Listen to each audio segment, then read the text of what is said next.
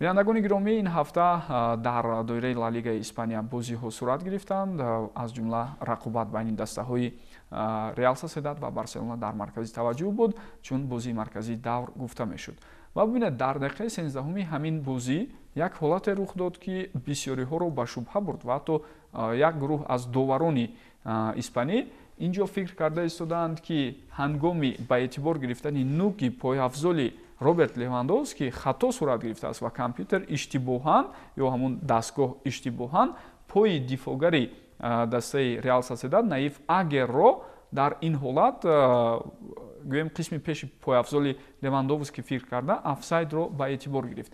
Арслан, Барселона бениҳоят бозии бад гузаронд, инро мо сафед намекунем, яъне Барселонаро дар маҷмӯъ ва худи Ханс Дитер Флик ҳам инро гӯем ба гардан гирифт, бардӯш гирифт, вале ҳамин ҳолат ки дар дақиқаи 13 буд баъдан Левандовски гол ҳам зад, мумкин таъсири худро расонд воқеан ҳам ба ҷараёни бозӣ.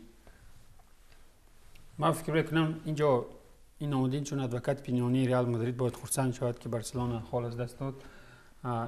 бубинед сифр зарбаи рост, зарбаи мустақим ба дарвозаи Реал Соседад баъд аз оне ки Гулрӯз дар тамоми 9 сайёраи дунё таъриф тавсиф кард иқдоми нави пешгирифтаи Фликро ва ман ҳарчанд ки онҷо маро шумо қатъи Гулрӯз гапзанӣ намонед, гуфтам ки дастҳои пайдо мешаванд ки зидди ҳамин стратегия ба қавли антибиотик эҷод мекунанд. бубинед аллакай баъд аз як давр чунин шуд ки Реал Соседаде ки мо дар бораи гол ҳам намекардем, мо Атлетикоро ба назар гирифтем, Реал Мадридро, лекин Реал Соседад тавре кард ки шумораи офсайдҳои Барселона ҳатто аз Реал Соседад бисёртар буд ва инҷо гап дар сари он иштибоҳе эҳтимолие ки бигӯем, бубинед ин технологияи навтарини муосире ки онҳо истифода мебаранд, вару он хатҳое ки мекашанд, онҳо вари мо нестанд ки хираву торик бошанд, онҳо ба қавли Full HD тасвирҳои равшантаринро ва ин чиз ба фоидаи мухлисони Барселона мумкин бошад ва ин чизро баҳона кардан гиранд то охири мавсим. лекин ба назари ман бо вуҷуди ин чиз технологияи муосир чун иштибоҳ ҳарчанд ки пойафзол як хела бошад, дигар хела бошад, баҳона шуда наметавонад ва ин чиз баъд аз бохт як баҳона шуда метавонад халос. خلاصه این همه فکرهای منبگ رو من گوش کردم هیچ چیز نفهمیدم که آنجا اشتباه بود نبود چی بود. پرویز وقتی که سوال پیشنهاد کرد ببینید گویا که نوگی پای نایف اگرد پیشتر بوده است از لواندوفسکی ولیکن یک خیلی بودنی اصلا یک خیلی نیست رنگی پایافزول لواندوفسکی سبز است و پایافزول بازیگر دسته رئال سوسیداد سرخ حتی سرخ اما در وار همه چیز سیاه است و در عکس این چیز خیلی معلوم است و روشن هم هست که مثلا پای بازیگر دسته رئال سوسیداد است اونجا اما وقتی که وار این اشتباه رو میکند دیگر نمیدونم چی باید بکنیم. این خط کشیدگی از خودمون وار است. نه از بازی است، از بازی. از خود بازی. بعد از همین بازی چون بعد از همون بازی در رفتی بازی الکی شبهه ها پیدا شده بود. در رفت بازی اگر باشد اشتباه گفتن ممکن است. در رفت بازی این چیز رخ داد. در رفت بازی به نظر من ممکن آن رنگی پایافزال یک خیلی باشد که این پیشتر برآمده است اینها چون اشتباه کرده باشند. فقط در رفت بازی از پس همدیگر پای خود رو گذاشتند آنها در این حالت شاید کمی مشکل شده باشد. برای که ببینید در اینجا تاریک به نظر می‌نماید. اما این طرف رو نگاه کنید. این طرف رو نگاه کنید. اینجا هر دو نفر معلوم است من در پای. اینجا معلوم لیکن اینجا ببینید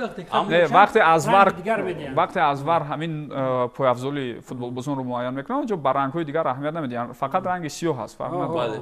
نه برای روشن‌تر شدن وضعیت اینا عموما دیگر خیلی عموما فقط یک این چیز سبب اساسی باخت بارسلونا نه ما این چیز رو گفتیم ولی این خطا در آغاز بازی دیده بله شد اونها میتونستن گل جوابی زنن بله اما نمیدونم چرا بازی لواندوفسکی بازی رافینیا مثلا نچسبید هرچند یامال نبود در این بازی جوهری اساسی دست بارسلونا ببینید سخن درباره یامال رفت در دو بازی که یامال در حالت اساسی به میدان نمیبرد بارسلونا مغلوب میشد پیشتر از این با اساسونا که بعدم رو در قسم دیوم برآوردن نجات دادن نتوانست و در این بازی مقابل دسته ریال سوسیداد نخود بارسلونا اینقدر زیاد از همین فوتبالباز جوان وابسته شده باشد نه تا این حد وابسته نیست به خاطر که مثلا در بازی با ریال مادرید ما دیدیم که چگونه عموما در بازی که مهم بودن بازی بزرگ رافینیا اصلا چگونه خوب بازی کرد در بازی با باواریا در بازی با ریال مادرید و خودی روبرت لواندوفسکی چگونه میتوانند کار رو حل کنند مثلا در خط هجوم اما بودن یامال این